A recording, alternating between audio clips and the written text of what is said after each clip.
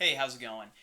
So now that we have the finished pencil drawing, what I want to do in today's tutorial is kind of walk you through the process that I go through to set up a piece to get it ready for inking. I want to show you some of the hardware that I use, and then I just want to take you through a lot of the techniques and brushes that I use to ink a piece to get it ready for coloring. What we want to do is turn this blue line layer down quite a bit. And then we want to start on a new layer, but I'm going to change the whole image resolution to 600 dpi. This is going to create a really large image because it's about 27 inches tall by 600 dpi. I might actually reduce the height of the image, probably going to reduce it down to 17. It doesn't need to be 27 inches, that's kind of overkill. Now the reason I change it to 600 dpi is that I find when you're inking, if you're working at a really high resolution like that, the lines appear to be sharper, and also they seem to be a bit more expressive. I don't know why it is, but when you're drawing, it seems like you can just have more control over your brush. However, you do need a pretty fast computer or pretty powerful computer to keep up with that. So if you are having problems, then just stick with 300 dpi and it'll be no problem. Before I start inking, I like to change the shortcuts so that I can quickly switch back and forth between my two favorite ink brushes. I have one ink brush that I use for outlines that don't have a lot of expression to them, and then the other pen is for everything else, for details, for brush strokes that look like brush strokes, and I'll show you why that's important later. But you can go into the settings menu here and change those shortcuts. I have it set up so that I have a scroll wheel on a gamepad that I use so that I can just very quickly with a flick of my finger change between those brushes back and forth. Alright, and before I really get into it, I usually spend a few minutes just sort of practicing. So I'm going to end up deleting all of these lines here. But I kind of just want to play with some of the different brushes I have and figure out what's the best brush for this piece. So right now I'm working with the square brush. I find that warming up is really important because if you tell yourself at the beginning that the first few strokes that you do are just a warm-up and they're not final, it takes a lot of the pressure off and really lets you loosen up and kind of get used to throwing lines, used to the brush that you're using, get all of those details out of the way at the beginning. If you don't and you just jump right in, the problem can be you're going to start second guessing every line that you throw. I'm going to switch back and forth between it's called Brian's Favorite ink pen, and this is a very expressive pen similar to like the G pen or mapping pen that comes with Clip Studio Paint. But I also am going to switch back and forth to this Micron pen, which is a very dead weight, just very little pressure sensitivity. Because when I'm working with detailed things like this, it could be a lot more accurate and faster to use a brush like that without any character to it.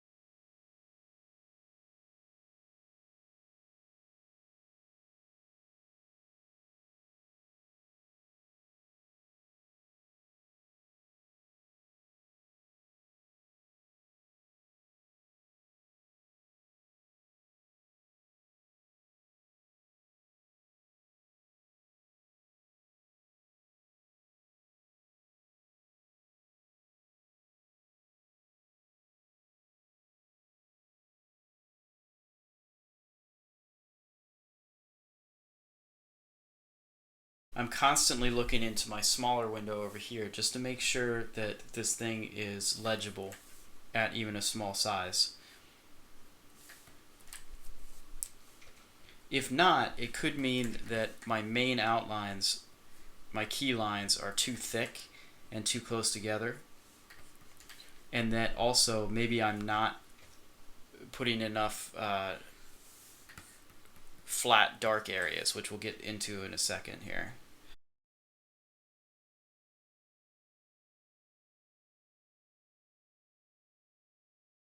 One thing I recommend is before you start really getting into details is go through the piece and draw just the key lines, just the outlines of everything.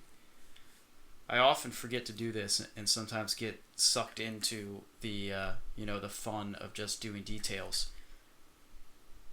But if you do that, what can happen is that you might end up creating a piece that's too busy to really read. And it also really helps if you do the outlines all at once. It helps them stay consistent, which is important. Okay, what I'm going to do right now is I'm going to go through the piece and find the large areas of black, the shadows, and I'm going to outline them and quickly switch to my paint bucket tool and fill them in. I do this ahead of time because it really helps me make sure that I don't forget to have large sections of black, which I think is really important to read the piece. But also because I don't want to spend time rendering something that may actually be filled with black anyway. This is a good opportunity actually to show you the curve tool in Clip Studio Paint. It's really cool. I can't remember what kind of modifications I made to it. It should be good to go out of the box, but let me just show you. I've got it set up here so that it's going to stroke the line instead of filling it. And I have it set to this one, the cubic Bezier. Just realized I don't know how to say that word. All right. What you do is you just simply point and click and drag and press enter when you want to put the line down. And I've found when you're drawing things that need to appear perfectly straight, this is a huge help. It can sometimes look a little artificial, so you do need to often go back in there and make adjustments, kind of, roughen it up a bit. And I kind of liken this to, if you were drawing this on paper, you might freehand some of these curves, but a lot of these curves you might actually end up using a French curve or some kind of template, especially for the ellipses, which we're about to hit. All right, I'm going to go back and start inking again.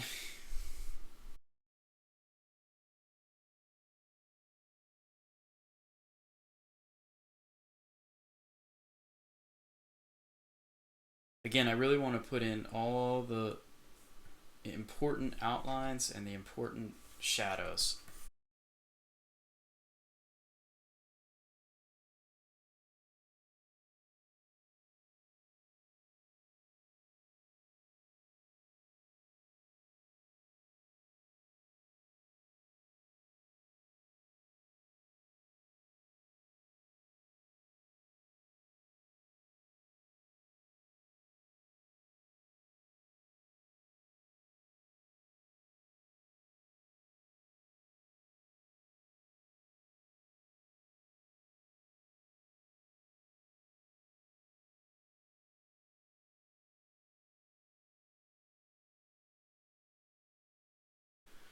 One thing that I think is really important is that you don't zoom in too closely to a drawing, because what's going to happen is you're going to end up spending way too much time on things that aren't even going to be visible in the final illustration.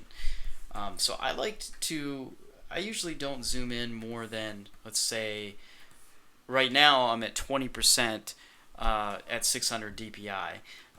600 or 25% at 600 DPI is probably as close as I normally will go. If I'm working on something that it's really tricky for me, I might zoom in to 33%. Now, the actual sizing and everything and how much you zoom, it's going to depend a lot on what DPI you're working at and what and how big your document is in inches or millimeters or whatever. So don't stress that number exactly, but what I would say is if you want the document to print out as large as I'm looking right now, so essentially 100%, if this were printed on a t-shirt, it would probably be about this big, maybe about this big. If this is the actual real 100% size, I would not zoom in more than 50% of that 100% size, if that makes sense. One thing that is important is to decide ahead of time what rendering style you're going to go with. And let me explain. So if you plan on doing most of the rendering and shading and texturing in the coloring stage, then what you want to do with the line art stage is kind of back off a little bit. You want to use thinner and far fewer lines. The lines are really there just to hold the shapes and to suggest the forms. This method is best for doing cartoon work where you basically are just outlining the forms, and then in the coloring stage, that's where you're doing a lot more shading and rendering and highlights. In the other method, you want to actually let the inking stage do most of the rendering. So in that area, you're going to be using a lot more lines, a lot more details. Things like cross-hatching and other texturing methods are going to come into play. This method is best for t-shirt designs where you might be limited to the number of colors you can use, and also comic book work where sort of sharpness is very important. If you choose this method, then that'll actually save a lot of time in the coloring stage, because once you get there, most of your rendering is already going to be done. For this piece, I kind of am doing a little of both. I'm not going to spend a lot of time doing shading at the ink stage. I'm going to plan on doing a lot of that at the coloring stage. But I'm still going to add a little more detail to the line art than a traditional cartoon character. A common mistake is to actually try to over-render the line art and over-render the coloring. And those two steps can end up not only competing with each other, but also, of course, just taking a lot more of your time. Alright, so now we're really getting into the inking here. This can be the most time-consuming process. So what I wanted to do is, while I'm inking here, wanted to play a video for you that sort of walks you through what hardware and tools that I'm using. I get asked this question a lot, so I'm hoping that it will be helpful for you. Alright, what I want to do real quick is take you through some of the hardware that I use every day. So let me just pull this around here. So I'm using a iMac machine. It has it's pretty decked out. It has 32 gigs of RAM. It's the 27-inch 5K Retina model, and it's the 4 gigahertz i7 core. I love this machine. I've had zero problems with it ever since I got it. Whenever I buy a new machine, I try to spend the maximum I can so that I can pump as many years out of the machine as possible. The iMac I had before that lasted about 5 years before it needed to be replaced. Using a Wacom Cintiq 24 HD. This is actually an older model now. I've had it for I'd say 5 years as well. Never had a single problem with it, and I'm hoping that I can continue to just drag this thing through the mud. But I love this guy. It's my baby. What's so fantastic about it is you can see it has this really cool ergonomic stand built in. so it can hang over my desk just like a drafting table. Um, they are the most expensive out there, so you need, before you buy one, you need to make sure that this is your line of work and you're making money doing it before you jump the shark on one of these guys. Another thing that I'd really recommend is this little puppy here. And you can see I quickly defaced this expensive machine with Velcro and stuff. This is called a Razor. The brand name is Razor, and the model name is Nostromo. It's basically made for gamers, and I'm going to do a full review on this sometime down the road. This thing is fantastic for programming tons of keyboard shortcuts into it. Because one problem when you're using something like the Wacom Cintiq is it's a little hard to reach your keyboard. You can see I Velcroed this little keyboard up here because sometimes you just need to key some things in. I got this because I found the keys that came with the Wacom.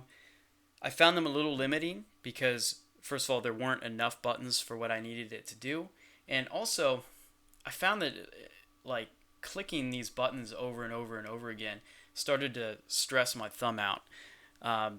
That might be a personal issue. I don't know. I have these little, T-Rex claws here, so I might need to do some hand exercises. But anyway, this thing is fantastic because I've got my main shortcuts programmed into this little thumb joystick here. So you can program 8 different tools just by moving your thumb like this. Then there's a button here, a button here. So I can do basically 10 different activities just with my thumb like this. Then up here, there's a bunch of programmable shortcuts, like I have things that save, free transform, zooming in and out, that kind of thing.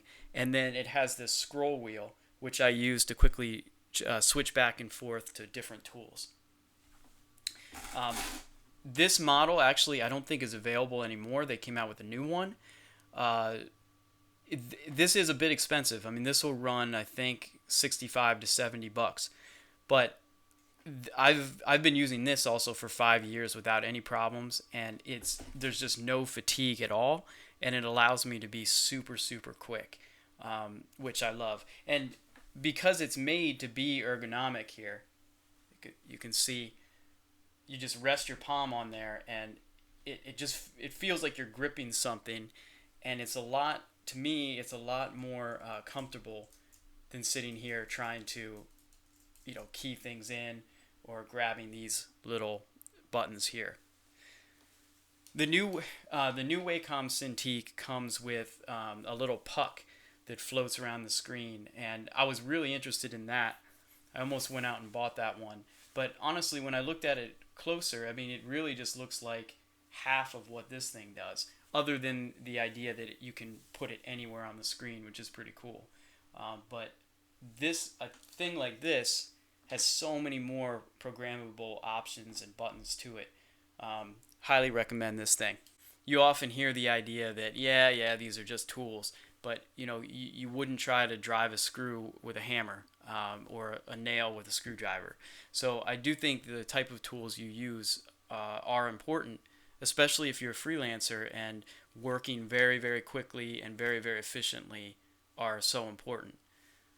When I switched from drawing with a regular Wacom tablet, just a pen and a flat tablet, to drawing directly on screen, there was immediately a huge jump in the quality of my artwork.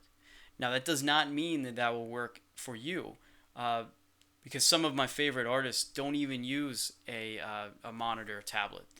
They use just a traditional Wacom Intuos tablet. Some of them prefer that, because one disadvantage with using the Wacom tablet that you have to remember is that now your hand, is in the way of what you're drawing. So it also takes you, there's a bit of a learning curve. It takes you a little bit of time to switch from that. But for me personally, I could just never get into or get the accurate line art that I needed to get. My line art on paper was much more cleaner and accurate than when I was drawing with the Wacom Intuos tablet.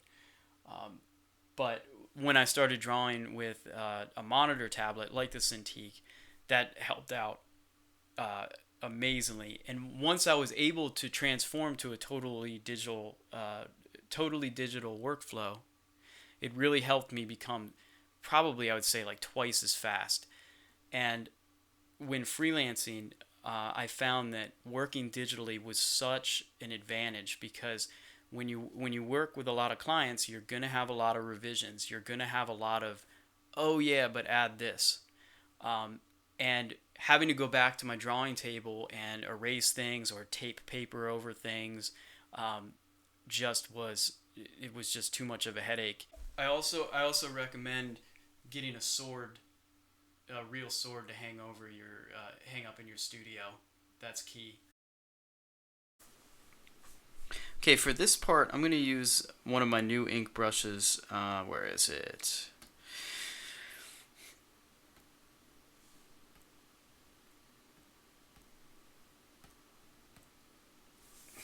Here we go. I think this one. Yeah, this one's really nice. It kind of very quickly creates really random rough strokes.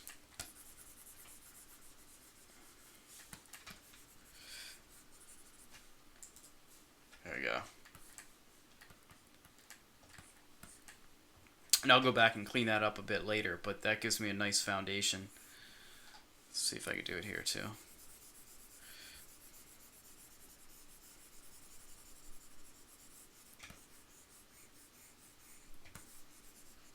Alright, let's do this gun. I was putting this off for a while.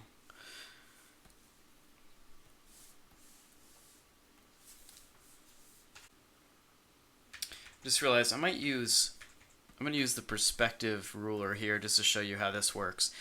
If you grab the perspective ruler, I'm going to grab this and draw two lines, and now every stroke I make will follow that perspective, which is super handy. That's one pitfall I think digital artists sometimes make. There's all these great tools that you can use, but sometimes I think we avoid using them because maybe we think that it's cheating, right? But if you think about it, does that mean that using a ruler is cheating when you're drawing on paper? That's probably what I would have done if I were drawing this on paper, is gotten out my ruler to make those perfectly straight lines. But instead, I think we try to avoid what might be seen as cheating and using some of the tools that are at our disposal. But when we do that, what we end up with is something that just doesn't look right. And when you're drawing anything that's mechanical, if it looks off and it's not supposed to, if it's not supposed to have kind of a cartoonish hand-drawn look to it or something, then it's going to stick out like a sore thumb.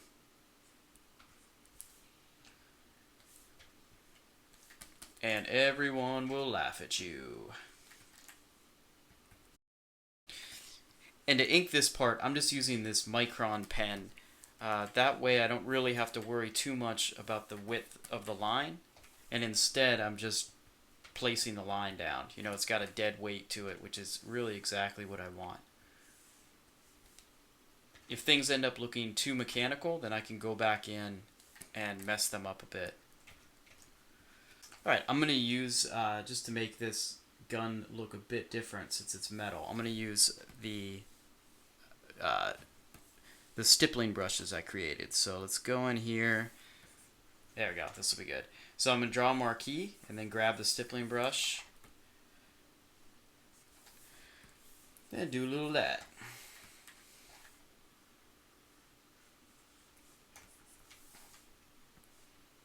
And just like when airbrushing, you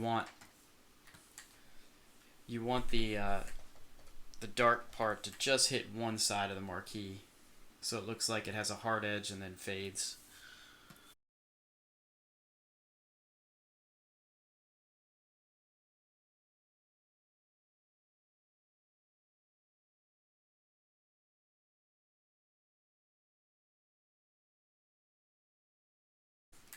Okay, great. So let's tackle these ellipses then. Um, I could try to freehand these, and I think they would probably look fine. But I think one thing that really makes the piece come together, I think, is if you have two very stark contrasts between something that's mechanical and then something that is organic. So once I start really detailing this creature, I want that to look pretty monstrous and detailed. But as far as the elements of the saddle and other parts, um, I want that to whoa, where'd it go? I want that to come across uh, almost perfect. So let's all right. And I'm just gonna. I don't have to do every part of this thing. I'm just gonna get the main outlines.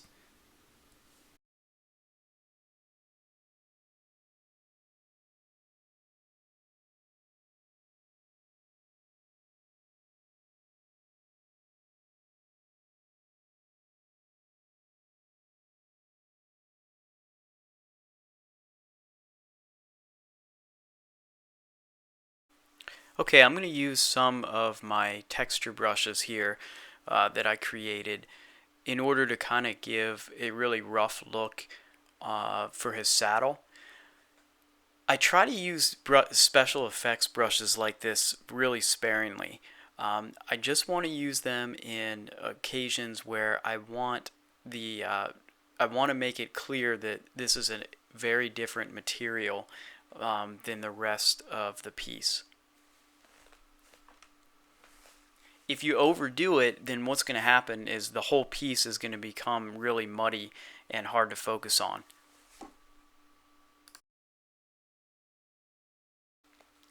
I have a special effects brush that I created available in my first brush set.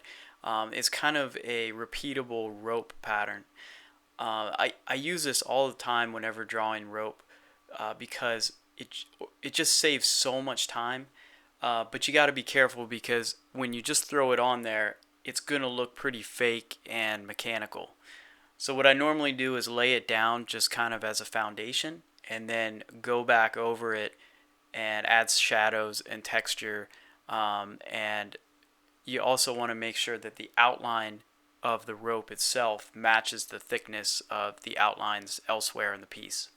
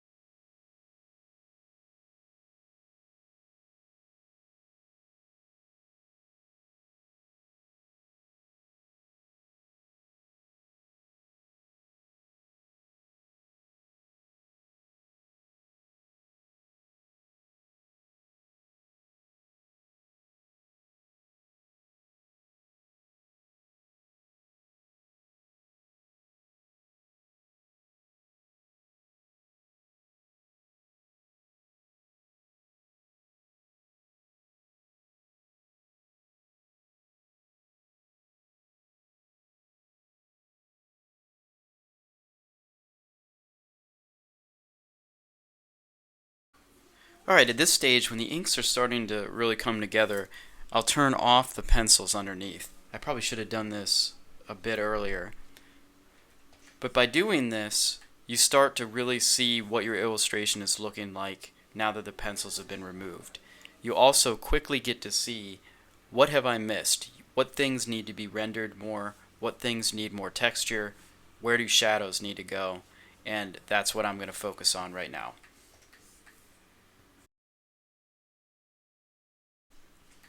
One thing I like to do to kind of mess up things to make them look a little more organic is to take big areas of black that I put in and paint with transparency. So I will just kind of go back over.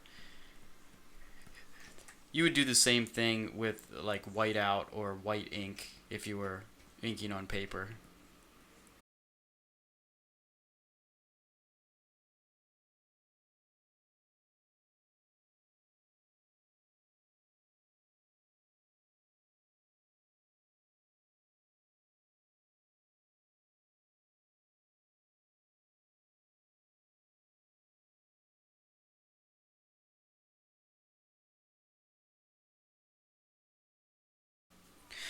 Alright, great. So at this point, I'm really happy with the inks. I've got enough detail. The outlines are fine. So I'm going to start flattening this piece so we can work on the colors.